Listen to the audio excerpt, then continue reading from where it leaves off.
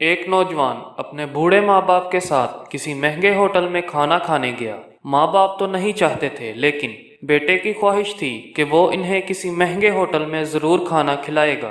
اسی لیے اس نے اپنی پہلی تنخواہ ملنے کی خوشی میں ماں باپ جیسی عظیم ہستیوں کے ساتھ شہر کے ہوٹل میں لنچ کرنے کا پروگرام بنایا۔ باپ کو ریشے کی بیماری تھی۔ اس کا جسم ہر لمحہ کپکپاہٹ میں رہتا تھا اور ضعیفہ ماں کو دونوں آنکھوں سے کم دکھائی دیتا تھا۔ یہ شخص اپنی خستہ حالی اور بوڑھے ماں باپ کے ہمراہ جب ہوٹل میں داخل ہوا تو وہاں موجود امیر لوگوں نے سر سے پیر تک ان تینوں کو یوں عجیب و غریب نظروں سے دیکھا جیسے وہ غلطی سے وہاں آ گئے ہوں۔ کھانا کھانے کے لیے بیٹا اپنے دونوں ماں باپ کے درمیان بیٹھ گیا۔ وہ ایک نوالا اپنی ضعیفہ ماں کے منہ میں ڈالتا اور دوسرا نوالا بوڑھے باپ کے منہ میں۔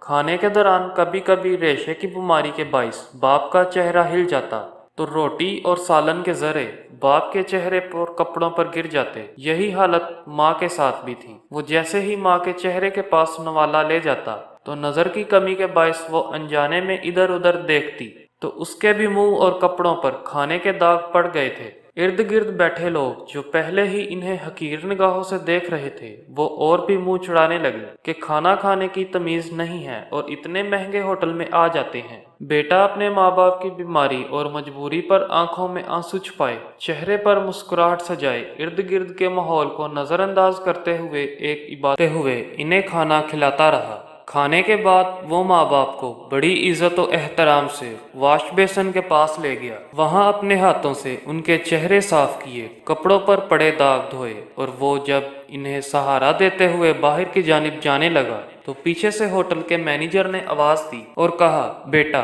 تم ہم سب کے لیے ایک قیمتی چیز یہاں چھوڑے جا رہے ہو۔ اس نوجوان نے حیرانگی سے پلٹ کر پوچھا، کیا چیز؟ مینیجر اپنی اینک اتار کر آنسو پونچھتے ہوئے بولا، نوجوان، بچوں کے لیے سبق اور بوڑھے ماں باپ کے لیے امید۔